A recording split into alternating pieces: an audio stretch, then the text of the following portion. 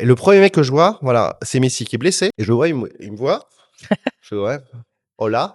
Je savais pas parler espagnol. Il commence à prendre le ballon et en fait, il se met au poteau de corner et en fait, il met un goal olympico. Ouais, ouais, Un ok. but directement du corner. Il y a pas de gardien, il est seul. Hein. Et je vois, je fais ah, putain, c'est beau, ça commence bien. Tu pensais réellement qu'il allait partir au PSG à ce moment-là? Est-ce que Non, non? bah non, non. Le Sekeda, tu as cru? Même toi qui avais peut-être Oui. des infos. Ok. Au départ, ça devait être Mourinho en 1 et Guardiola en adjoint. Ouais. Ça devait être ça. Mais je crois que Guardiola, il a fait hors de question. Et je lui dis Didier, on parle de toi ici, tu viens ou pas il dit, bah, si Eto'o se barre, c'est moi. Ah ouais. Si Eto'o part, normalement, c'est moi qui viens. Ils auraient pu prendre Mbappé à l'époque. Ouais, je sais. Ils auraient pu prendre Mbappé. Ils avaient envoyé un avion pour aller chercher Mbappé qui part finalement au PSG. On n'avait plus cette proximité, on les voyait plus tous les jours, on les croisait, mais c'était rapide. En revanche, on avait quand même accès aux zones mixtes où il y avait, à chaque fois, on avait 6-7 joueurs qui venaient. Donc, il y avait Puyol, Ibrahimovic, Henry, Alves, Xavi, Iniesta, tout ça. Donc, eux, tu les voyais, tu pouvais leur parler. Et Yaya, moi, c'est un des mecs que j'aimais le plus. Mm. J'aimerais bien qu'il reste, Koundé. J'aimerais bien qu'il reste parce que c'est un mec, je pense que dans un vestiaire, c'est un mec important. Ouais. Quand il veut, c'est le meilleur défenseur latéral droit du monde avec Hakimi, quand il le veut. Et en fait, le mec, il me dit ça, je sais pas trop, en fait, c'est Guardiola qui me répond. Et je l'avais pas reconnu tout de suite. Mais je pense qu'on peut s'attendre à quelque chose d'extraordinaire. Ok. Je pense dans les années à venir. Extraordinaire. On voit que ce qui marche finalement au Barça, c'est quoi? C'est 8-9 joueurs catalans ou formés à la Masia, 3 grands joueurs étrangers et le public est derrière toi et te soutient. Bonjour à tous, bienvenue dans une nouvelle vidéo sur Nushtiki Taka. Aujourd'hui, j'ai le plaisir de recevoir quelqu'un de très important, quelqu'un qui justement compte aussi dans l'actualité du Barça. Vous le savez, hein, dans ces formats interview, on a eu Florent Torchu qui est venu à notre micro, on a eu aussi récemment Jordi Roura. Et justement, on commence à avoir pas mal d'invités assez spéciaux. Et aujourd'hui, j'ai le grand plaisir d'accueillir avec moi François David. Comment ça va, François? Salut Pierre, ça va très bien. Merci. Bah écoute, tout d'abord, c'est un plaisir de te recevoir ici. Notre chaîne, voilà, qui commence un peu à grandir et c'était important pour nous de te ramener. D'autant plus que ça fait des années que tu es ici à Barcelone, que tu couvres l'actualité du Barça. On aura le temps de l'évoquer justement dans cette interview. Je voulais un peu commencer par te poser la question justement sur un peu l'actualité. Comment tu vois le club? Comment tu le vois cette saison?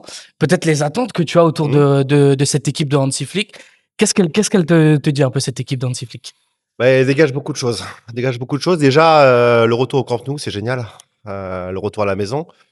Là, le dernier match contre Newcastle, c'était absolument fantastique avec les 62 000 personnes. Bah, j'ai rarement vu une ambiance comme ça. On en reparlera de toutes les ambiances que j'ai connues. Mais et elle dégage beaucoup de choses sympathiques. Déjà, dégage de la jeunesse, de l'envie, de la faim. Et une volonté, je pense, pour aller tout chercher. Voilà, ça nous rappelle, moi qui ai vécu 3 grandes générations du Barça On va les évoquer. ici, à Barcelone, ça me rappelle, moi, ce que j'ai vécu avant. Donc, c'est plutôt bon signe en termes de feeling. Et on voit, et on le rappellera, on voit que ce qui marche finalement au Barça, c'est quoi? C'est 8-9 joueurs catalans ou formés à la Masia, 3 grands joueurs étrangers. Et le public est derrière toi et te soutient. Et à partir de là, quand il y a vraiment une unité entre public, socios, aficionados, enfin supporters, équipe, entraîneur et président, maintenant qu'il y a eu un changement qu'il y a eu une continuité avec les élections, et ben on voit que tout marche. Et je pense qu'actuellement, allez, avec le PSG, le Bayern, le Real aussi en Champions League, le Barça, c'est l'équipe qui fait le plus peur en Europe. Donc on a le privilège de voir ça, nous, ici à Barcelone. Ouais, c'est sûr. Et c'est absolument fantastique de voir ça. Et moi, ça me rappelle vraiment de grands souvenirs, quoi. Ouais, c'est sûr, tu évoquais les joueurs catalans. C'est quelque chose qui, justement, on avait évoqué avec l'ancien invité juste avant toi, avec Jordi Roura. Ouais. Et aussi un peu cette identité, ce tiki-taka qui fait aussi le nom, justement, de notre chaîne, News Tiki Taka. Ouais. On enregistre cette émission quand ça fait 10 ans que Johan Cruyff est décédé. Ouais. Et forcément, plus que jamais, on sent ce relan, cette nouvelle génération de joueurs du Barça qui arrive. Et forcément, on peut pas s'empêcher de penser à Yamal, une figure, je pense, qui déjà, par rapport à ce qui s'est fait à l'Euro, a été fracassante. En France, les joueurs de l'équipe de France et surtout la France ont souffert justement On s'en souvient, on s'en souvient de ce but à l'Euro, justement ouais. à l'Euro. Qu'est-ce qui t'inspire un peu, Yamal, comment tu le vois évoluer aussi, et est-ce que peut-être il te rappelle un certain Argentin? C'est vrai que les comparaisons sont odieuses, mais est-ce que tu vois quand même quelque chose de grand s'avoisiner? Bah, il me rappelait plus Neymar, moi, en fait. Ok. Il me rappelait plus Neymar, mais sur le côté gauche, enfin sur le côté droit avec le pied gauche. Donc forcément, les comparaisons avec Messi, elles vont direct, mais dans le style, c'est me rappeler plus Neymar, vraiment. Qu'est-ce qui m'inspire je veux dire, j'ai amené mes enfants, parce qu'ils étaient un peu petits avant, pour la première fois au Camp Nou. C'était un match dimanche, un dimanche après-midi contre Levante. Ils ont halluciné. Ouais. Il n'avait pas fait son meilleur match, mais le fait même qu'il soit là, de le voir en vrai, de le voir toucher le ballon, de voir enchaîner 3 quadrilles, pour eux, c'était avec des étoiles dans les yeux. C'est sûr. Donc il inspire ça aux plus jeunes. Et il s'inspire vraiment dans la tradition des grands dribbleurs qu'il y a eu dans l'histoire. Alors, je vais rappeler Figo, forcément, oui, même s'il a eu le passé avec le Real, Rivaldo, Messi, Ronaldinho, Neymar, tous ces mecs qui... alors, tu me parlais de Romario sans forcément être un buteur, un grand buteur, mais dès qu'il touche le ballon, il se passe un truc. Il se passe un truc. Moi, je sais que, alors, paix à son âme, le regretté Didier Roustan, il m'avait appelé un soir, comme il faisait souvent. Il m'appelait souvent à minuit, pour savoir un petit peu l'actu du Barça, de la Liga et tout. Il me disait, je veux absolument venir à Barcelone pour voir Yamal, parce que il me rappelle ces joueurs que moi j'ai connus, les Garrincha, les Pelé, les Rivellino, voilà. Et c'est vrai qu'il a ça. C'est le football de rue, c'est le football qu'on aime, c'est l'impertinence. Moi, j'aime bien. Surtout, c'est le mec qui va incarner le Barça, je pense, dans les 10-15 prochaines années, si jamais il part pas. On a vu dans le passé qu'il y a des grands joueurs qui sont partis. Maintenant, lui, il est né en Catalogne, il est formé à la Masia, il a vraiment le Barça dans son cœur. Donc, je ne le vois pas partir dans le futur. Mais bon, ça reste. Enfin, c'est un joueur vraiment. On vient pour voir ce genre de joueur-là, et quelle chance pour le Barça de l'avoir eu là dans les années un peu critiques, et de le voir émerger maintenant, et peut-être c'est lui qui va accompagner toute cette aventure qu'on va avoir dans les 5-6 prochaines années. Ouais, c'est sûr que cette aventure, justement, avec le Barça de Flick, elle promet énormément de choses. On l'a évoqué justement. Et c'est vrai que nous, en tant que journalistes, on a un peu ce devoir aussi d'informer correctement sur cette actualité. Alors, on évoquait justement Johan Cruyff, justement tout ce qui se passe aujourd'hui, mais récemment, on a eu aussi cette polémique par rapport à ce qui s'est passé. C'est vrai que à chaque fois qu'on sent un Yamal frustré, dans la presse espagnole ou peut-être même à Madrid, on a cette sensation. On a cette sensation que c'est toujours de la confrontation, alors que moi j'ai plus cette sensation que il est frustré avec lui-même et qu'il l'extériorise de cette manière. Et en même temps, on sait que les médias français de temps en temps, ils se fient beaucoup à Madrid, ce qui se passe, ce qui se dit à Madrid, et ils informent par rapport à ça plutôt que de peut-être chercher l'actu à Barcelone avec des journalistes à Barcelone. Je sais pas, justement. C'est pas forcément des journalistes en fait qu'il faut avoir. Déjà, c'est comprendre le foot, quoi, tout simplement. Moi, ce que je peux reprocher aux gens qui balancent des conneries, c'est de pas comprendre le foot.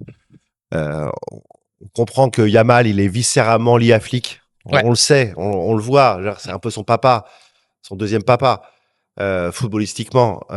Il va pas s'en prendre à lui. Je pense qu'il est frustré par rapport à un fait de jeu ou quelque chose comme ça, où il a raté un dribble. Et il s'énerve un petit peu. Maintenant, monter en pièces des choses. Enfin, moi, j'en ai vu. Et à chaque fois, je disais, les gars, oh non, c'est pas possible. Comprenez le foot, comprenez la psychologie des joueurs. Je pense que c'est le plus important, en fait, c'est de se mettre à la place des joueurs. C'est vrai. Et du staff et du club. Comprendre ce qu'il y a, la pression qu'il peut avoir ailleurs. Chaque fait et geste de Yamal, de toute façon, va être regardé, scruté pendant 15 ans. C'est sûr. Voilà. Mais comprenez un peu les joueurs. C'est tout ce que je demande. Évidemment qu'il ne va pas s'en prendre à Flick. On le sait. Enfin, moi, ça me paraissait lunaire. J'ai même pas réagi sur X, par exemple. Aucun intérêt. Ouais, non, c'est sûr. Et je pense que c'est aussi peut-être l'un des mots MAUX du journalisme d'aujourd'hui. C'est-à-dire que je pense que les journalistes sont beaucoup moins proches, justement, des joueurs. Ils ont beaucoup moins d'accès. Ouais. Et c'est quelque chose que toi, tu as vécu, justement. Et on va commencer par ça, justement. Quand tu es arrivé ici à Barcelone. Alors, tu arrives juste après la saison 2007-2008. J'arrive le 30 décembre 2007. 30 précisément. Donc, j'arrive en pleine saison 2007-2008. Ok. Et donc, cette saison-là, il y avait le Barça qui recrute Henry, qui était en provenance d'Arsenal. Il y a aussi Abidal et Touré Yaya, des joueurs francophones. Thuram, exactement. Ouais. Et on a aussi le Barça qui laisse partir Juli et Saviola, le Conejo Saviola. Je voulais savoir un peu, voilà, toi, comment se fait ton arrivée un peu à Barcelone? Pourquoi on te sollicite? Et aussi que tu permettes aussi de dire, voilà, maintenant un peu ce que tu fais, ce que ça a changé peut-être durant toutes ces années. Comment tu as vécu tout ça, l'arrivée et un peu la progression? Il y a une sacrée évolution, en tout cas, ça c'est clair, hein, dans l'évolution de rapport entre la presse et le club. Même si moi, j'ai toujours eu des super relations avec le Barça. Moi, j'ai eu aucun problème avec le Barça. J'en ai eu quelques fois avec des joueurs, mais avec le club, jamais. Donc moi, en fait, ça faisait combien de temps? Ça faisait 6-7 ans que j'étais à Paris. J'étais rédacteur, en chef adjoint du journal But. Ok. On avait des journaux locaux, donc But Paris, But Nantes. Moi, j'avais But PSG et But Nantes, par exemple, je devais gérer. J'étais beaucoup plus jeune à l'époque. Mais après, j'en ai eu marre, en fait, et j'ai eu envie de partir. La Liga, c'est toujours été le championnat, moi, qui faisait kiffer tout le temps. Je regardais le Real, le Barça, l'Atlético, Valence aussi. À l'époque, j'adorais ce championnat-là, Villarreal. Ouais, grande époque. Et en fait, j'ai profité que But soit vendu pour prendre mon chèque et puis tenter l'aventure par moi-même. L'avantage, c'est que dans toutes ces années à But, j'étais beaucoup sur le terrain. Donc, je voyais toujours les mecs du Parisien, de l'équipe, de Europe 1, de RMC. Je les voyais tous. Donc, dès que je suis parti, je leur ai dit, voilà, maintenant, vous avez votre nouveau correspondant maintenant à Barcelone. J'hésitais, en fait, entre Barcelone et Madrid à l'époque. Il y avait déjà quelqu'un sur Madrid ou pas? C'est ça aussi que il y avait Fred Hermel. Ok. Donc vous étiez tous les deux, donc toi à Barcelone ici et Fred Hermel à... Ouais. Alors il y avait aussi quelqu'un pour l'équipe qui est Fred Régnier, qui est un ami. Ouais. Mais j'avais appelé le Parisien, j'avais appelé Europe 1, donc j'avais quand même beaucoup de choses. Donc j'arrive le 30 décembre 2007 avec des potes, je me souviens, à l'époque. Et il n'y avait pas de match, c'était en pleine trêve de Noël. Le premier match que je vois, en fait, c'est avec des potes, un match de coupe. Alors je me souviens plus de Coupe du Roi. Voilà, mais c'est le premier match que je vois. Et je crois qu'il gagnait 1-0 sur un but de Bojan Krkić. Et en fait, je commence vraiment ma grande aventure à Barcelone, genre 3 jours après. Et donc là, je demande mon accréditation. Il y a le fax du Parisien qui arrive, c'est bon, c'est lui. Donc ils ne peuvent pas accréditer n'importe qui. J'arrive le premier à l'entraînement. On est 4. On est 4 à l'entraînement. 4. Il y a moi, Sport, Mundo Deportivo et je crois Raku. Ok. On est 4. Et la première personne que je vois, et ça, c'est pas des mensonges, hein, c'est Messi. C'est le premier mec que je vois. Parce qu'à l'époque, en fait, il y avait le Camp Nou, et en fait, il s'entraînait sur un petit terrain à côté. Ok.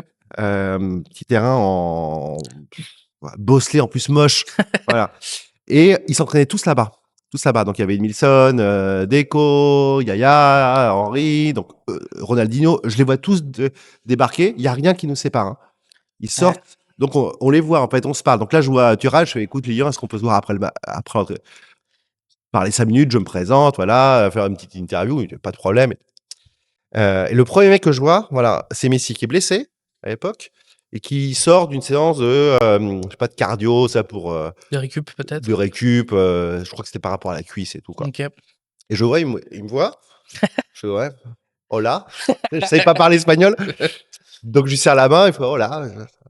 Et je le vois, et il y a un geste, moi, il commence à prendre le ballon, et en fait, il se met au poteau de corner, et en fait, il met un goal olympique. Ouais, okay. Un but directement du corner. Il n'y a pas de gardien, il est seul. Hein.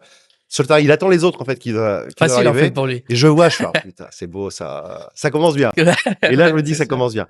Et là, je vois, je te dis, tout le monde. Donc, j'arrive dans cette saison-là qui est pas la meilleure. Ouais. Qui est pas la meilleure. C'est une saison où je sens, en fait, on sent tout de suite qu'ils ont plus envie, que le discours de Franck Rijkaard passe plus. Okay. Ronaldinho, je le sens pas du tout, en fait. Ouais, tu le sens ailleurs, tu le sens à part. Je le sens paumé complètement. Il a plus envie. plus envie d'être là. Je crois qu'il se parle même pas avec Richcard. Ouais. Ça qui m'avait marqué, en fait. J'avais tout regardé, tout entraînement, chaque joueur. Je voyais les transversales d'Edmison de 40 mètres, c'est exceptionnel. Et Ronaldinho, il parle pas du tout avec Richard. Il y a aucun échange. Et après, ça s'est vu au fur et à mesure de la saison que c'était. On a parlé énormément, je crois, à cette époque-là aussi de son aspect physique. Peut-être c'est quelque chose aussi que toi t'as vu parce que je sais, enfin, je me rappelle de ce qui était dit. Forcément, moi, j'étais très petit, mais j'ai suivi quand même de manière après aussi ce qui s'est passé avec des documentaires de ça. Et on parlait énormément de l'aspect physique de Ronaldinho. Il avait grossi, il avait plus envie, et ça correspond justement avec ce que tu dis. Donc, tu fais très bien. Le maillot était large. Ouais, il était large. Vraiment, le maillot, il était plus large qu'avant, quoi. Ouais, donc. Effectivement, mais même, il y avait eu, je crois qu'il avait été critiqué par la presse. Il avait même montré c'est ça, en fait, c'est ça que j'ai dit. Pour dire, moi, je suis bien. Mais il y avait quand même une atmosphère, un truc comme ça qu'on on sentait moins bien. Ouais, c'est pour ça. Et je me souviens justement de cet épisode-là. Et donc, après, la saison pleine que tu couvres, c'est avec le départ de Rijkaard. Et on a, voilà, un Rijkaard qui a gagné 2 Ligas, saison 2004-2005. La Super LDC. Mec. Super mec. Justement, sur Rijkaard, t'as pu discuter, en conférence de presse. Ouais. Simplement. Mais ça se voyait que c'était un mais il était peut-être à bout, comme tu dis. Ouais, il était cramé. Il avait tout gagné. C'est dur, hein. Ouais. Quand t'as tout gagné, de se remettre. Donc on le sentait moins bien, mais le peu de souvenirs que j'ai, vraiment, ce très bon mec, et ça passait bien avec les joueurs. Mais il y avait plus cette petite flamme qui te permet d'aller chercher le but à la 90e et de ramener 3 points plutôt. Ouais, non, c'est sûr. Et justement, on a un Pep Guardiola qui arrive, qui est tout jeune, en provenance du Barça B. Alors, il avait fait monter justement en Segunda B l'équipe avec des joueurs comme Pedro, comme Busquets, tout ça. Avec Luis Enrique en adjoint. Exactement. Et il y avait aussi Jordi Roura qui nous a expliqué ça dans le staff et qui préparait justement un peu les coulisses de ce qui allait après se passer avec le Grand Barça. À l'époque, tu me corriges, hein, pour Laporta, c'était un risque. Moi, j'ai des échos comme quoi, voilà, placer Laporta directement dans le grand bain. Guardiola, excuse-moi. Placer Guardiola dans le grand bain, ça pouvait être un risque. Alors maintenant, avec tout ce qu'il a gagné, ça me paraît quasiment. Il avait 37 ans à l'époque, hein, il était vraiment tout jeune. Moi, je me souviens qu'à l'époque, ce que voulait faire, en fait, au départ, alors je sais pas s'il apportait directement, mais tout son entourage, c'était de mettre Mourinho, de le faire revenir Mourinho, qui était là en 96 déjà.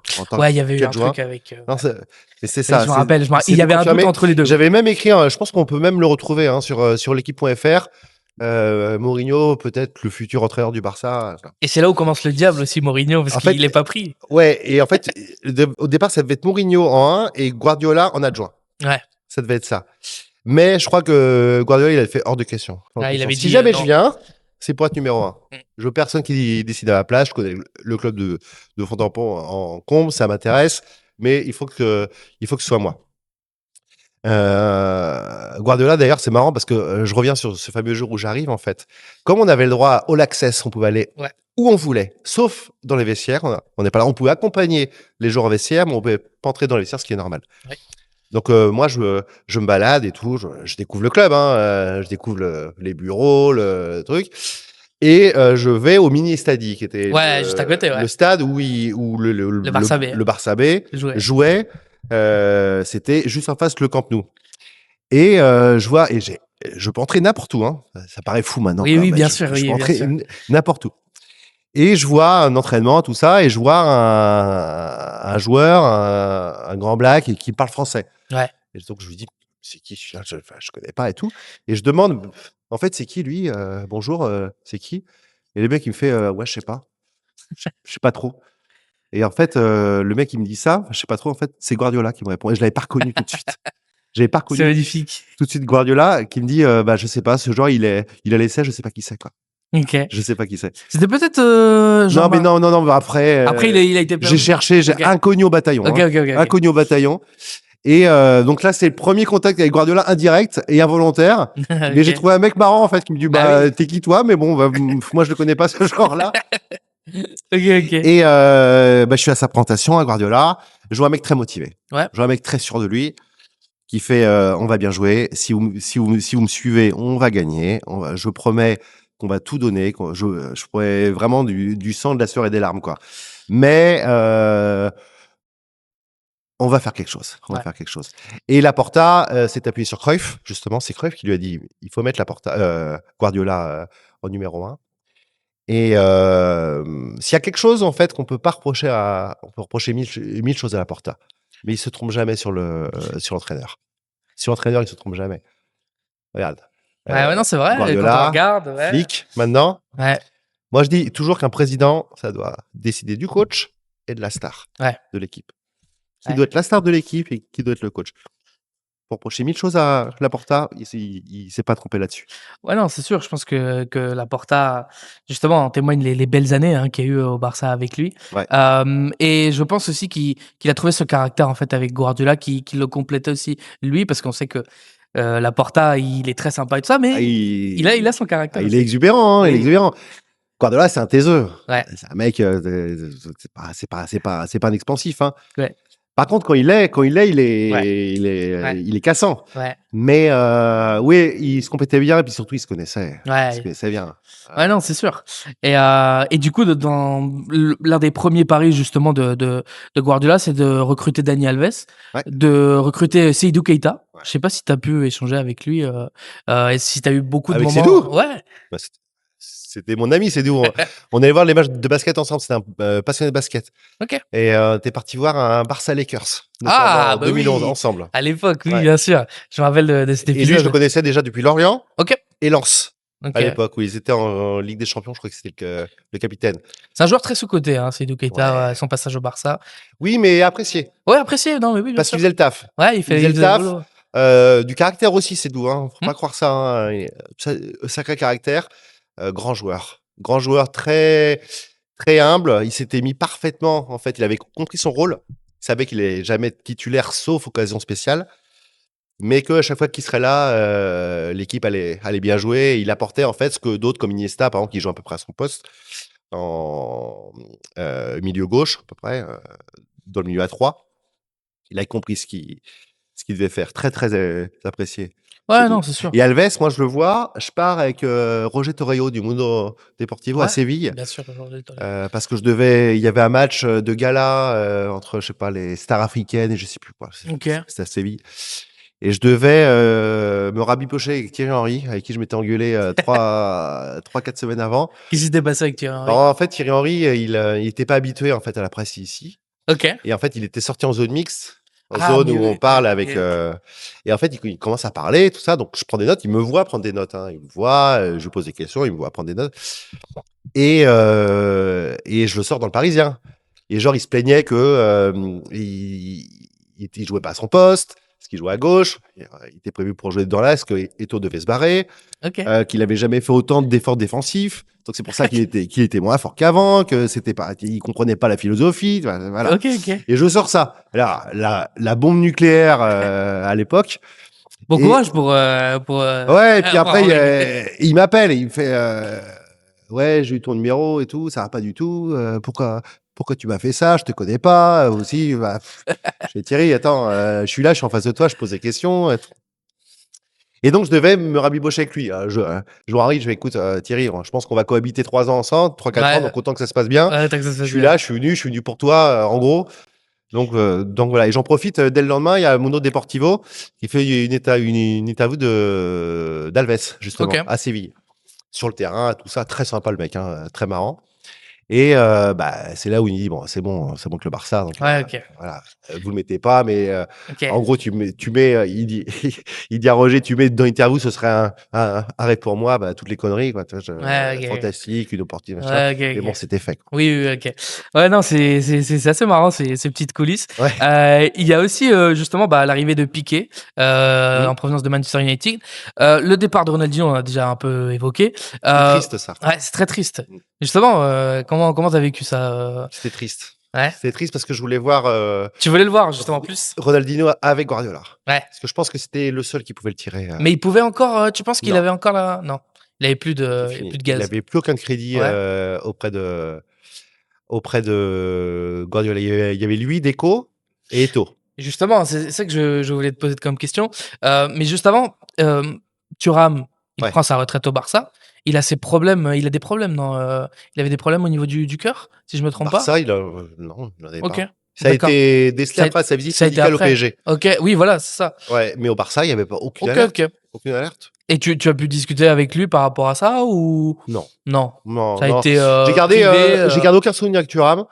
Les seules fois où je l'ai vu, après, c'était pour des conférences sur le racisme, où OK. il voulait pas parler de foot. Ouais, je sais qu'il est très engagé, par rapport à Donc, ça. moi, j'ai le souvenir d'un mec très pro, très bien, qui est en fin de carrière. Ouais. Donc, tu vois, il avait tout vu, tout Ouais, je vécu. Il vois. était champion du monde, champion d'Europe. Il avait tout gagné.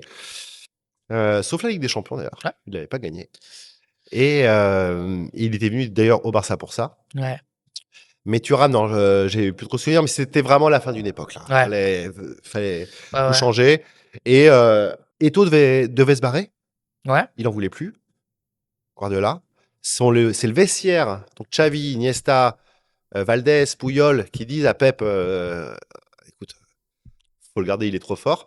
Et Ça moi, en 2008-2009? c'était en Ou c'était après? 2007-2008. 2007-2008, OK. C'est l'été 2008, du coup. OK. L'été 2008, il doit se barrer. Et moi, j'appelle Drogba, que je connaissais très bien à l'époque en France. OK. Quand il était en France et puis après à Chelsea. Et je lui dis, Didier, on parle de toi ici, tu viens ou pas? Il dit, si Eto'o se barre, c'est moi. Ah ouais. Si Eto'o part, normalement, c'est moi qui viens OK. pour remplacer. Donc moi, j'avais plus des relations avec Drogba à l'époque qu'avec Eto'o. Ouais. Finalement, avec Eto'o, ça s'est super Mais bien oui, passé. je Je crois que c'est le mec que j'ai fait le plus en interview. Ouais. Bah, il doit être très marrant en interview. il est exceptionnel. Déjà, il parle de lui à la troisième personne. Il se prend pas pour de la merde, mais c'est un comportement, mais c'est presque, je veux dire, c'est naturel pour lui. Oui, je vois. Tu le prends pas comme ça et tu rigoles bien, quoi. Oui, mais bien sûr. Il Oui. dit, moi, je suis beaucoup plus fort que lui, et tu le vois. Non, c'est sûr, avec sa voix et tout. Non. Oui, non, c'est sûr. Cool. Et justement, tu parlais un peu de Deco et de Ronaldinho. On va fermer un peu avec ça, Ouais. sur l'époque, voilà. On disait beaucoup que Deco et Ronaldinho avaient une mauvaise influence sur Messi. C'est vrai. En fait, il disait, bon, t'es pas encore un homme, on va faire de toi un homme, en fait. Tu vois, donc on va t'amener là, on connaît des endroits, ici, telle fille, elle est sympa, voilà. Okay. Donc c'est pour ça aussi, c'est pour ça que Pep, il a su ça, il a eu tous les retours. Pep, c'est un mec qui sait tout, hein. Ouais. Il a tout analysé avant, il a eu toutes les informations, et Deco dégage, Ronaldinho dégage, Eto'o dégage. Ouais, l'interview et Eto'o s'en sort par rapport au vestiaire. Okay. Sinon il partait. Ouais. Sinon il était plus là. Okay. Parce que et puis même après on l'a vu, même s'il y a eu une année, on va en parler, fantastique après. Il y a eu des clashs constants avec Guardiola. La tension était palpable. Et bon, malgré cette tension, le Barça quand même réussit le triplé, Copa, Liga et Ligue des Champions. Ici à Barcelone, on disait Copa, Liga et Champions. Je sais pas si tu te rappelles de ce petit truc. Parce que bon, c'était une petite boutade que faisaient le sextété aussi. Voilà, le sextété. Et en parlant de Eto'o, je sais pas si tu te rappelles, il y avait une petite musique qui avait été fait par Raku et qui était chanté aussi au stade, qui était Eto'o, comment tu t'appelles? Je m'appelle Samuel. Je m'appelle Samuel. Et ça, c'est quelque chose aussi qui m'est resté parce que je sais que ça a été parlé et tout ça. Alors, on a évoqué justement le sextété, le triplé. Ouais. Il y a aussi le match remporté 2-6 au Bernabéu. Voilà. Justement, quel est pour toi peut-être le moment le plus marquant de cette saison? Il y en a plusieurs. C'est difficile, hein. Il y en a plusieurs. Il y a un match, est-ce qu'il commence par une défaite à Numancia, je crois. Numancia, ouais. À Numancia. Et ils font après, et c'est mon premier match au Camp Nou, en Liga, je crois qu'ils font nul contre Santander, je crois. Hein. De mémoire, c'est Santander. Donc là, forcément, ici, ça va pas. Qu'est-ce qui se passe? 1 point en 2 matchs et tout. Et ils ont un match hyper important à Gijón, où ils gagnent 6-1 là-bas. Et là, c'est le début. Okay. Et là, tout commence à... ça roule. Les joueurs prennent confiance. Le jeu à une touche, ça commence à arriver. Ils commencent à mettre plein de buts. Messi commence à se montrer. Henry est là aussi. Henry reste parce que il y avait beaucoup de questions aussi sur son avenir. Et moi, je lui pose la question déjà en conférence de presse à Guardiola. Je dis, est-ce que tu comptes sur Henry? Il dit, je compte énormément sur lui. Voilà. Donc, il reste, il commence à marquer. Il y a eu le match contre l'Atlético de Madrid où il y a coupé même dans les buts, où un des plus beaux matchs de Messi que j'ai vu de ma vie, un des plus beaux matchs. Déjà, à un moment, il dribble 6 joueurs. 6 joueurs extérieurs, ça passe à ça du poteau. Je crois que c'est une action qu'on peut voir sur YouTube. Sûrement, ouais. Ce match-là, ils explosent l'Atlético de Madrid. Et il y a ce match, évidemment, au Bernabéu, où le 6-2. Là, avec ce but de Henry et Eto'o, Henry en arrière comme ça qui court. Cette image est restée mythique quand même. Il y a cette image-là, il y a le but de Puyol. Ouais. Sur corner. Ouais. Et je me souviens, le Bernabéu, il était en fusion, le Bernabéu, parce qu'en fait, ils étaient à 3 points ou 4 points. Ouais, c'était très serré, ouais. Et c'est un match fabuleux. Je crois que c'est un des plus beaux matchs de l'histoire du Barça, de l'histoire entière du Barça.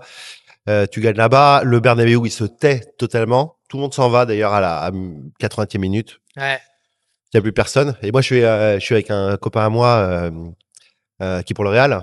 On est en train de presse tous les deux. Je fais alors parce que lui m'a dit ils sont morts, t'inquiète pas, ici ils vont vivre l'enfer. 90 minutes au Bernabéu, c'est molto minuti, enfin, tu vois, toutes les conneries. Je fais non, t'inquiète pas, je vois. Ouais.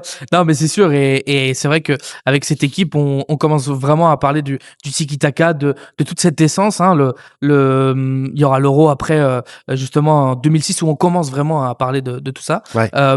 Mais est-ce que pour toi, cette équipe 2008-2009, c'est vraiment l'essence pure du tiki-taka, le meilleur jeu que tu aies vu? C'est la plus belle. Ou ça se tape aussi avec, ça se rivalise avec l'autre, avec 2015. Ouais.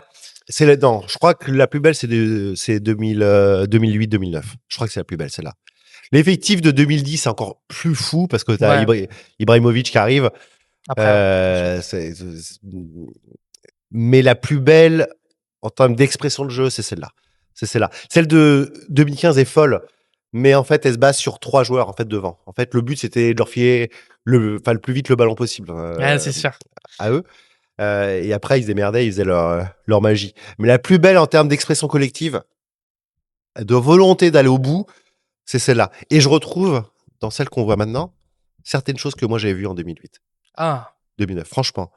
Au niveau de l'envie, tout le monde se bat pour les autres, de faire les efforts, de la qualité individuelle, de l'expression même de la Masia qui s'exprime au plus haut niveau, avec des joueurs jeunes cette année. Je retrouve des choses que moi j'ai vues en 2008-2009. Ouais, et comme tu l'évoquais, hein, après, lors de la saison 2009-2010, le Barça recrute Zlatan. C'est un gros transfert à l'époque. Il y a énormément d'attentes autour de Zlatan. Moi, j'ai le souvenir ici à Barcelone que dès que Zlatan est arrivé, on voyait des maillots floqués.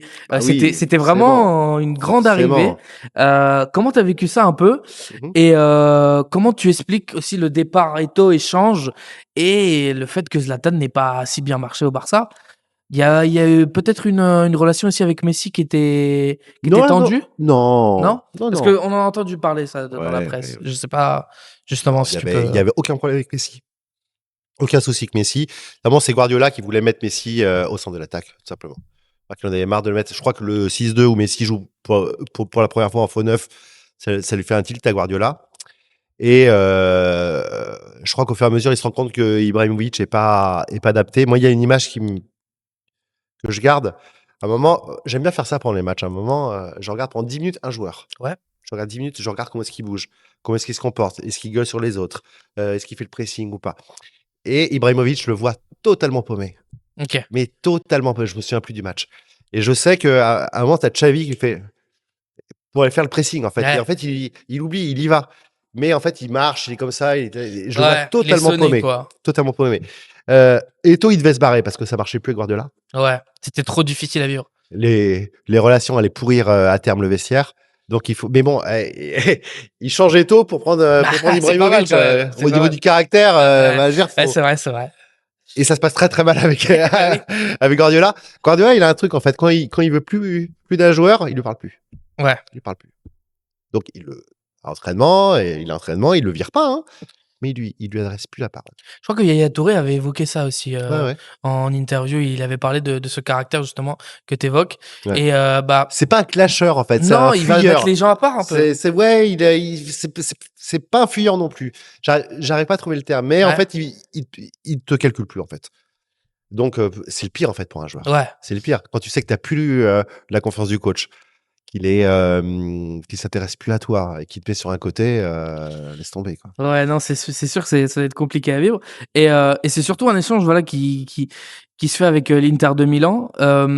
Forcément, à l'heure actuelle, on pense à l'Inter de Milan et on se dit que c'est peut-être l'une des bêtes noires du Barça, en Ligue des Champions. Ouais.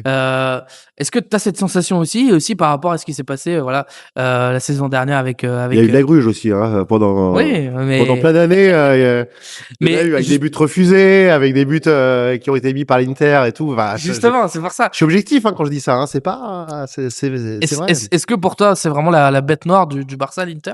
Parce qu'il y a aussi cette élimination avec Fernando Torres, qui justement élimine le Barça aussi.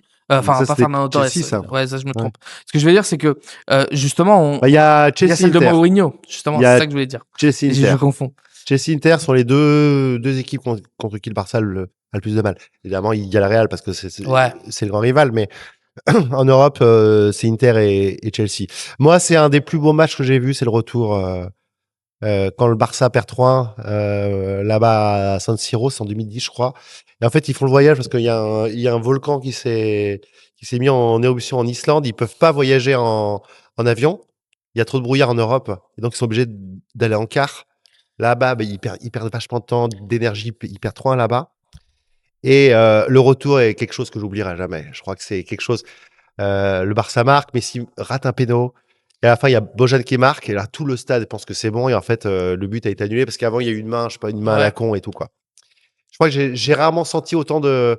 Parce que bon, moi, je voulais que le Barça passe forcément parce que j'étais sur place, parce que c'était un club espagnol, c'était le club que je suivais. Ça, c'est une des plus grosses déceptions de ma vie, ça. Ouais. Et Chelsea, ouais, autre grand rival. Mais c'est vrai que t'as raison, c'est vrai que Mourinho, Il gravite, il est souvent dans la boucle, hein, il est souvent dans la boucle. Et mais pourtant, au Real, quand il est allé au Real, c'est plutôt Guardiola qui a gagné un peu ce poids, tu vois. Oui, mais attention, il a quand même mis fin à une hégémonie du Barça. Moi, je suis à Valence, hein, le jour de la finale, la première à Mestalla. fois à Mestalla, Ouais. que le Real gagne, avec le but de Ronaldo, où il saute à 40 mètres, il met un but. Et je voyais pas le Barça perdre ce jour-là parce qu'il jouait tellement bien. Ouais. Il jouait tellement bien. Et ils perdent ce match-là. Donc oui, il a participé aussi à ce que ces grands matchs entre le Barça et le Real soient médiatisés à fond, parce que c'était Mourinho, Guardiola, Ronaldo, Messi. Voilà, il y avait toute cette mystique-là. Ça reste un personnage en tout cas. Ouais. J'arrive pas à le détester parce que c'est un mec, c'est un mec marrant, c'est un mec, c'est une légende. Ouais, non, c'est sûr. Ensuite, du coup, on a l'arrivée de David Villa, on a le départ aussi de Henry, et le départ de Yaya Touré. Sur ces deux départs, lequel tu penses a eu peut-être plus d'influence entre Yaya Touré, qui après a quand même à City a eu ses. J'adorais Yaya. Ouais. Et un Henry qui était peut-être déjà sur la fin, mais comme tu disais, il avait quand même, voilà, vous aviez quand même cette proximité peut-être justement. Henry, c'était professionnel, mais on sentait plutôt bien. Voilà, il répondait à mes questions. Je crois que c'est important, justement. On va revenir à ce que je te disais. C'est important qu'on se voit et qu'on s'explique. L'avantage, c'est qu'à l'époque, et que tu parlais de proximité, si on n'avait plus accès comme avant, parce que Guardiola, il amène tout le monde à la Ciudad Deportiva. Ouais. Il s'entraîne plus au petit stade que je te disais à côté du Camp Nou. Il s'entraînait à la nouvelle, au nouveau centre d'entraînement, ouais. Et on n'avait plus cette proximité. On les voyait plus tous les jours. On les croisait, mais c'était rapide. En revanche, on avait quand même accès aux zones mixtes où il y avait à chaque fois, on avait 6-7 joueurs qui venaient. Donc il y avait Puyol, Ibrahimovic, Henry, Alves, Xavi, Iniesta, tout ça. Donc eux, tu les voyais, tu pouvais leur parler. Et Yaya, moi, c'est un des mecs que j'aimais le plus. Vraiment une gentillesse exceptionnelle. Autre avec qui j'allais voir les matchs de basket avec pareil avec Keita, parce qu'il y avait Abidal aussi. On s'entendait bien et on aimait bien le basket tous les quatre. Ça m'a fait mal au cœur de le voir partir, franchement, parce que je trouvais que c'était un méga grand joueur. Ouais. Super. Enfin, il y avait tout, quoi. Il y avait tout. Il jouait 6. Parce qu'il limitait un petit peu dans ses. Par contre, dès qu'on le voyait prendre le ballon, il y avait. Tu sais, tu sentais le Camp Nou, tu vas souvent quand tu vois, tu entends ce truc-là. Ouais. Tu sais, quand ils disent, tu sais, quand une espèce de murmure qui vient, quand il prend le ballon, quoi. Parce qu'on savait qu'il était capable de dribbler 3 et d'envoyer une mine de 25 mètres. Comme contre l'Athletic Club de Bilbao. Ouais, voilà, on le savait ça, on le savait. Et il avait été aussi un soldat parce qu'il avait joué en défense centrale contre le Chelsea, parce que je crois que c'était Puyol qui était suspendu. Et c'était un vrai gars, vraiment. Moi j'adorais. Par contre, Pep il l'a sorti pour mettre Busquets, donc il avait plus confiance, c'était un peu son fils spirituel, il jouait au même poste, catalan, voilà. Mais gros caractère, Yaya, et pour moi, c'était beaucoup plus dur que voir Henry. Henry, il était sur la fin, il part en 2010, il est même plus titulaire à la Coupe du Monde 2010. Ouais, non, c'était compliqué, je pense. Justement, on a ce Barça avec justement David Villa qui va à Wembley, qui remporte cette finale. Et ensuite, dans la foulée, il y a Messi qui remporte le Ballon d'Or en 2011. Alors, des ballons d'or qu'a remporté Messi, 2009, 2011, 2012, 2013, 2016, 2019, 2020, 2021, 2023, lequel peut-être t'a impressionné le plus ou lequel est ton préféré, tout simplement? Est-ce que c'est celui-là de 2011? Parce que moi, j'ai une grosse... Tu sais, cette image où ils sont tous les trois avec le maillot 2010, ça c'est après, enfin c'est avant, je veux dire. Mais il y a cette image justement où ils sont tous les trois avec le Ballon d'Or de Messi et ils sont tous les trois sur le podium. Ah oui, avec Xavi Iniesta. Ouais, c'est ça, c'est le Ballon d'Or d'avant. C'était fou ça quand même. Et qu'on y pense en fait, il y a 3 joueurs d'un même club, quoi. Est-ce qu'on verra ça plus tard? Est-ce qu'on verra ça plus tard? Même au Barça, hein, pas que au Barça, mais en général, c'est bien fou. sûr. Est-ce qu'on verra ça? Je vais te dire, moi, ceux qui m'ont le plus impressionné, c'est dur, hein. Entre choisir entre papa et maman, quoi. La suite de 2009 est fou parce que c'est le premier. C'est le premier, il gagne tout, c'est que il s'impose vraiment comme le leader de cette équipe, il prend le numéro 10. Et ça change tout. Enfin, c'est lui le boss maintenant. Il y a celui l'année d'après où il passe devant Xavi Iniesta après la Coupe du Monde. C'est pas forcément mérité. Moi, je l'aurais donné à Xavi. Parce que j'adore Xavi. Et Iniesta qui a marqué. Iniesta aussi, voilà. Mais il avait marqué, je crois, 92 buts dans la saison. C'était un truc de fou. Et il y a celui, évidemment, de 2011 où c'est peut-être le Messi qui commence à être à son prime. Donc, il est intouchable. D'ailleurs, à chaque fois qu'on entend les joueurs de Manchester en finale, ils disent jamais ils ont vu une équipe comme ça, quoi. Jamais ils ont vu ça. Et Messi, c'était celui qui pouvait sublimer. C'était l'élément génial qui sublimait déjà un ensemble parfait. Donc imagine, un truc parfait et tu rajoutes quelque chose. Tu rajoutes, je sais pas, un tableau qui est déjà parfait. Tu rajoutes et derrière touche, c'est De Vinci qui le fait, quoi. Ouais, c'est sûr. C'est vrai que justement quand on parle du Barça, on peut ne pas évoquer le Real, mais ce serait quasiment un crime tellement justement la rivalité entre les deux équipes est si forte et a été tellement présente justement ces années-là. C'est vrai que les années qui ont marqué après justement ce sextété, cette Ligue des Champions à Wembley, il y a eu un grand vide, je pense, dans le cœur des supporters à Barcelone parce qu'il n'y a pas eu cette Ligue des Champions. On n'a pas réussi à la retrouver jusqu'en 2014-2015. Juste avant, on a l'arrivée de Neymar. Comment tu vis, toi, l'arrivée de Neymar à Barcelone? Est-ce que tu as ce souvenir d'assister à quelque chose, d'assister de quelque chose grandiose? De légendaire, parce qu'on sait que le Barça, il va accueillir un joueur qui va être légendaire. On le sait, on le sent. On l'a vu à la finale alors ils se prennent 5-0, mais Santos, c'est la finale de la Coupe mondiale des clubs ou Coupe intercontinentale. Et on sait que c'est un grand joueur. C'est un mercredi, je crois. Et le mardi soir, en fait, toute la nuit, on sait pas, ça se joue entre le Barça et le Real. Il y a des négociations. Le Real offre plus à Santos, mais Neymar dit je veux jouer avec Messi. Bon, ce sera le Barça. Enfin, il dit à Santos acceptez l'offre du Barça, je pars à Barcelone. Et le jour de l'arrivée de Neymar, extraordinaire. Le stade est plein. Nous, on est accrédités, mais vraiment au bord de la pelouse, donc super, merci de la part du Barça de nous avoir accrédités là, quoi. Et on le voit arriver, c'est une rockstar déjà, quoi. C'est une rockstar. Il est comme ça, hein. Il est tout fin. Maintenant, tu le vois, il est un peu gros. Tu vois, avec les années, avec l'alcool et tout, quoi. Mais là, c'est là tout fin avec une crête. Et là, tu sens le star power, quoi. Et tu te dis, c'est cool, quoi. C'est-à-dire que là, on va quand même assister à quelque chose. Moi, je le connaissais un petit peu.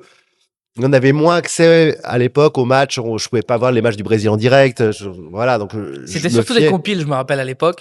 Les compiles justement qui étaient relayés en direct. Mais ça allait vite, On se disait oh là là, qu'est-ce que ça est super. Et le fait qu'ils disent moi je suis avec Messi, c'est mon idole. Assuré, quoi. Ouais, parce que tu sais qu'il n'y a pas tout clash. Tu dis que le mec, il va être là. Et qu'il va se battre pour lui. Ouais, et justement, on avait cette question parce qu'après, le Barça remporte le triplé 2014-2015. Ouais. Et quand Suarez arrive, on se dit, mais peut-être qu'il y a trop de stars dans cette équipe du Barça. Et au final, il forme un trident qui sera légendaire, la MSN. Ouais. Non, moi, j'y croyais. Déjà, il y avait un nouveau coach, Luis Enrique. Pareil, autre génération qui partait. Rakitic qui est arrivé, Jérémy Mathieu. Luis Suarez, moi j'y crois, je vais dire attends, c'est quand même cool quoi. T'as le meilleur buteur de la première ligue. Lui disait, tu voyais qu'avec Messi il y avait un énorme respect. Je crois pas qu'ils se connaissaient tellement à l'époque. Ok. Et je sais plus qui était l'autre concurrence, qu'il y en avait deux. Faudrait que je cherche. Revoir, ouais. Mais quand on parlait de 80 millions d'euros, faut les mettre. Alors, il a été suspendu parce qu'il avait vendu Chiellini à la Coupe du Monde, donc il a pas pu jouer les 2-3 premiers matchs. Et je crois un des premiers matchs qu'il joue, un des premiers, hein, c'est pas le premier, mais c'est un des premiers, c'est un Classico où il gagne, je crois 4-0 là-bas à Bernabéu. D'ailleurs, ce qui fait sauter la tête, je crois, de Benitez. Ouais. Et Zidane arrive après. Ouais. Et donc non, enfin. À partir du moment où tu es protégé par une institution qui est plus grande que les joueurs, parce que c'est le Barça, tu peux faire venir plein de stars. Généralement, elles vont pas moufter.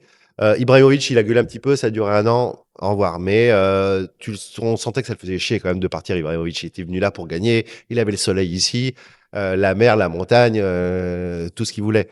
Et il jouait avec les plus grands joueurs de son époque. Donc, j'étais persuadé qu'il allait rentrer dans le moule et que ça allait être un super joueur. Moi, je suis à Liverpool, j'étais totalement fan, quoi. Les buts qu'il mettait, c'était fantastique. C'est sûr. Du coup, on a Suarez qui arrive au Barça, on a la MSN, ça se passe super bien. Mais le Barça, ils arrivent que justement à gagner cette Ligue des Champions à Berlin. Au final, c'est vrai que on a pendant toutes ces années justement la recherche de cette nouvelle Ligue des Champions et on arrive un peu à la remontada. Alors la remontada, c'est le moment de bascule peut-être justement dans un des plus grands moments peut-être de bascule dans l'histoire du Barça parce qu'on a justement ce match. Est-ce que tout d'abord, est-ce que tu te souviens justement de l'atmosphère? Chaque minute, je m'en souviens. Chaque minute. Parce que ça devait être incroyable. C'était extraordinaire. C'était fou parce que moi, je commentais le match sur RTL. Ouais. Donc, j'étais avec 2 mecs qui venaient de Paris. Okay. Et moi, j'étais le Barça, en fait. Ok, d'accord. Voilà. Et il me disait, c'est bon, François, t'es plié. Il est sens marrant, hein, il y avait Sanfour, je crois, je sais plus. Et on arrive, c'est nous maintenant et tout, quoi. Je fais, les gars, oui, bon, allez. 1% de chance, c'est 99% de fois.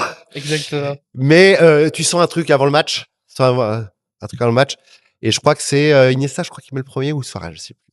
Je crois que c'est peut-être Iniesta. Et après, quand Cavani marque, on se dit, ouais, c'est bon, c'est mort. Et en fait, après, le miracle arrive.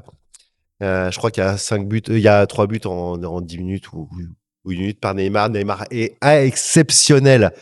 Et quand Sergi Roberto marque, j'ai senti un truc que je pense jamais dans un stade je pourrais sentir à nouveau. Une espèce de vibration, de tension, d'énergie qui convergent tous au même moment. Et je crois que je pète un plomb, en fait, en plus en direct. À la radio sur RTL, quoi. Donc, j'ai pas eu de message d'insulte après sur Twitter que c'était à l'époque, avec des supporters du PSG. Et donc, et moi, il y a une image qui me reste, en fait. C'est que je descends après dans la zone d'interview. Je crois que pour la première fois, on a vu tous les joueurs. Hein. Tous les joueurs étaient venus. Par hasard, et je descends et je me retourne, en fait. Et il y avait Jean-Claude Blanc, qui était le directeur général du PSG, qui est à Nice maintenant. Il fait une tête. Ah ouais? Une tête. Pierre. Mais je crois que j'avais vu un mec aussi triste de ma vie, parce que c'était tout leur projet, en fait, qui se cassait la gueule en quelques semaines, en quelques minutes, en quelques secondes même, pardon. Et c'était le tournant, comme tu dis, parce qu'après, le PSG, on sait qui est le meilleur entre les trois. C'est Messi, on peut pas l'avoir. Suarez, on peut pas l'avoir. Le seul qu'on peut avoir, c'est Neymar. Ils prennent Neymar et après, c'est le début de la fin Ouais, non, c'est sûr. Jusqu'à maintenant, quoi. C'est sûr. Juste petite correction, c'était bien Suarez, hein, le premier à marquer ce soir-là. Ma mémoire ne me flanche pas encore, ça va. Exactement. Mais c'est vrai que cette remontada, elle est aussi marquée par justement c'est quelque chose qui est énormément commenté ici à Barcelone, c'est la une en fait des journaux catalans après la remontada, où en fait on voit cette image de Messi qui est dans le COP, et on dit que ça a vraiment tourné dans la tête de Neymar. Ah oui, c'est normal, cet épisode-là. Et il y a quelque chose que moi parce que j'en ai discuté. C'est vrai ce que tu dis, hein, c'est vrai. Ouais, parce que et j'en ai discuté aussi avec certains journalistes ici qui étaient mes professeurs, et aussi le mot remontada est rentré après dans le dictionnaire, c'est-à-dire que dans le dictionnaire français le Robert, c'est-à-dire que c'est un moment qui dépasse en fait le football. Ouais. On est sur quelque chose, et d'autant plus quand on parle justement entre journalistes du rôle qu'ont les journalistes. Si tu mets, peut-être que, on sait pas, peut-être que s'ils avaient mis Neymar en une, justement, après ce match-là, est-ce que ça aurait changé quelque chose? Mais l'image est tellement forte, en fait. Mais Messi qui est comme ça, avec les bras juste devant le COP sud ou nord, je sais pas. Le goal nord. C'était le goal nord. Et l'image est tellement forte, en fait. C'est l'image, mais c'est pas le joueur. Il est bon, Messi, ce soir-là, mais c'est pas lui qui fait le. Ouais, c'est vrai que c'est pas Neymar. lui qui fait la diff. Oui, c'est Neymar. C'est pas lui qui fait la diff. Donc, je peux comprendre que Neymar, voilà, il est en travers de la gorge. Il avait pu être touché, forcément. Tu pensais réellement qu'il allait partir au PSG à ce moment-là? Est-ce que non? Bah non. Le Sekeda, tu as cru? Même toi qui avais peut-être des infos. Ok. Donc c'était vraiment. À partir du moment où un joueur de l'effectif important comme Piqué, il met Sekeda.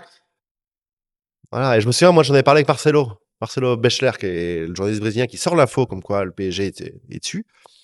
Il se fait insulter sur Twitter. Genre, menteur, qu'est-ce que tu nous as dit? C'est passé. Voilà. Et le mec, il dit non, mais je comprends pas. Mes infos sont bonnes. Et tout.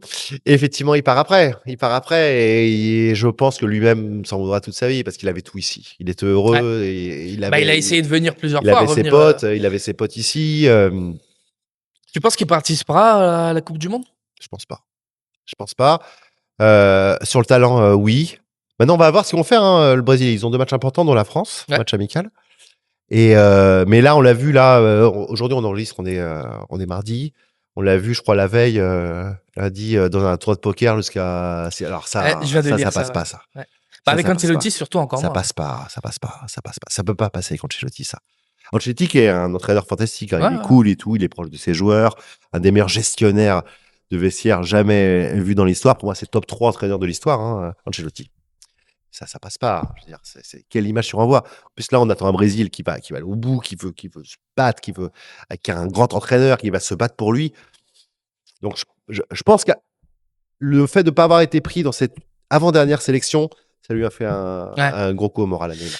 Ouais, et on évoque maintenant, et on finit un peu avec ça, c'est l'arrivée de Dembélé. Parce que, justement, le Barça fait le pari de ramener Ousmane Dembélé, qui après repartira au PSG quelques années plus tard. Moi, parce qu'on l'a évoqué un peu en off, Dembélé, c'est un joueur que j'avais déjà vu à Rennes, que j'avais vu un peu. T'es de Rennes, toi? Oui, voilà. Et je l'avais vu un peu jouer à Rennes.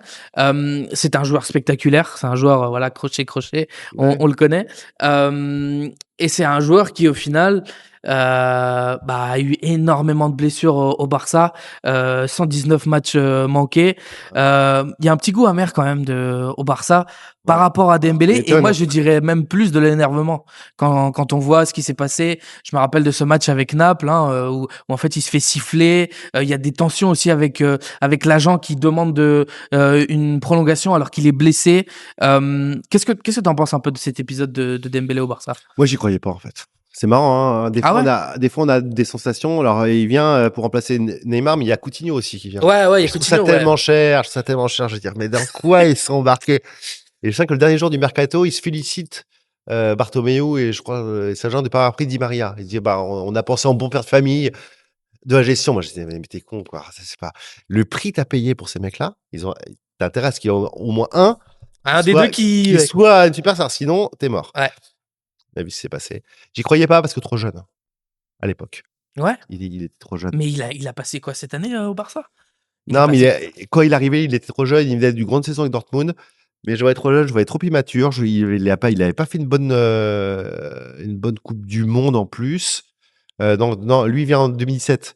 Donc il vient un an avant la Coupe du Monde. Ouais. Mais après, c'est la Coupe du Monde de Mbappé avec tout le. et tu vois, mais ils auraient pu prendre Mbappé à l'époque. Ouais, Ils auraient pu prendre Mbappé. Ils avaient envoyé un avion pour chercher Mbappé qui part finalement au PSG en 2017. Ok. Mais ils avaient cette possibilité-là. Ça aurait été dur. Et Laporta déclare ça d'ailleurs. Il dit Dembélé est meilleur que Mbappé. Mais il est influencé parce en fait, il ne connaît pas trop de Dembélé. Ok. Laporta, il ne connaît pas trop. Il est influencé par quelques mecs qui lui disent il faut c'est Dembélé plutôt qu'Mbappé à prendre. Moi, je disais putain, mais prenez Mbappé. Parce que moi, je voyais le potentiel superstar. Après, les faits m'ont fait mentir parce que Dembélé a été Ballon d'Or, c'est un joueur frisson. Hein. Dembélé, c'est un joueur quand il est en forme, c'est fantastique. Moi, j'ai vu quelques grands matchs ici contre Chelsea notamment. Il a été extraordinaire, mais une hygiène de vie dégueulasse. J'ai fait un papier dans le Parisien où je faisais intervenir son ancien chef cuisinier qui me disait que c'était horrible. Il mangeait à pas d'heure, il jouait, alors pas d'alcool, hein, mais il était avec la PlayStation avec les potes jusqu'à 5h du matin pour entraînement à 10h. Il y a cette anecdote de Umtiti qui dit qu'il devait l'appeler justement pour le réveiller pour aller à l'entraînement. Non, mais oui, parce que il se couchait à pas d'heure, il mangeait n'importe comment. Alors, heureusement qu'il lui laissait quelques toppers et tout ça, mais aucune. Et puis, personne pour lui dire tu dois faire ci, tu dois faire ça, tu dois faire ça. Terrible, Là, il y avait que des potes, il y avait. Leur boulot, c'était d'être pote de Dembélé, j'ai l'impression, parce qu'il disait rien. Un pote, c'est pas ça. Un pote, c'est dire. Putain, faut que tu. Voilà. En plus, il y avait aussi. Quel gâchis Dembélé. Il y avait tout ça, mais pourtant, Xavi a cru en lui. Et jusqu'au bout. Jusqu'au bout. Je crois qu'on est trop dur avec Xavi, en fait. Ouais. On est trop dur avec lui. Xavi, on peut ne pas aimer, mais il s'est planté. Je pense qu'aux dernières élections, je pense qu'il s'est fait manipuler par Font, qui est un manipulateur né. Ok. C'est un mec hyper intègre, en fait, qui est trop, enfin, qui dit ce qu'il pense tout de suite. C'est pas un politique. Xavi, c'est un mec de terrain. Tu lui mets avec des dans les conférences de presse, on le voit. Hein, quand il parlait. Il aime parler foot et il croyait dans les joueurs. Un peu trop bon, quoi, peut-être. Ouais, un peu trop bon, trop con, en fait. Et c'est con, parce que c'est vraiment un mec... Enfin, moi, il m'a fait rêver, Xavi, sur le terrain. Mais il lui a manqué cette donnée un peu politique, un peu de prendre de la hauteur. Mais je pense que les gens, ils sont trop... Quand je vois les insultes qu'il reçoit, Xavi, c'est sûr. sur les réseaux sociaux, mais de qui on parle, quoi? Non, c'est sûr. On parle du mec qui a inspiré tout le jeu qu'on voit même maintenant, quoi. Ouais, non, c'est sûr. Qui a lancé Yamal à 15 ans. Ouais. Qui a donné sa chance à plusieurs joueurs, qui a cru jusqu'au bout en des joueurs comme Dembélé, qui lui ont pas rendu parce qu'il s'est barré après avec une meilleure offre du PSG. Ouais. J'espère qu'il sera un jour remis à sa vraie place, ce mec-là. Ouais. On verra en tout cas ce qui se passe avec Xavi. La dernière question, c'est qu'est-ce qu'on peut attendre de ce Barça? Tu l'as un peu répondu au début, mais de grandes années peut-être à venir. Oui. Bah, je pense que tous ceux qui suivent le Barça, les plus jeunes, les plus vieux, les plus vétérans. Les plus vétérans, ouais. Je me mets dedans maintenant, mais moi j'ai vécu sauf Romario, donc t'imagines la Haute-Rupe et tout. Ouais. Mais je pense qu'on peut s'attendre à quelque chose d'extraordinaire. Okay. Je pense dans les années à venir, extraordinaire, parce que toute la génération en plus de jeunes qui arrivent là, on vient de découvrir Xavi Espart. Ouais.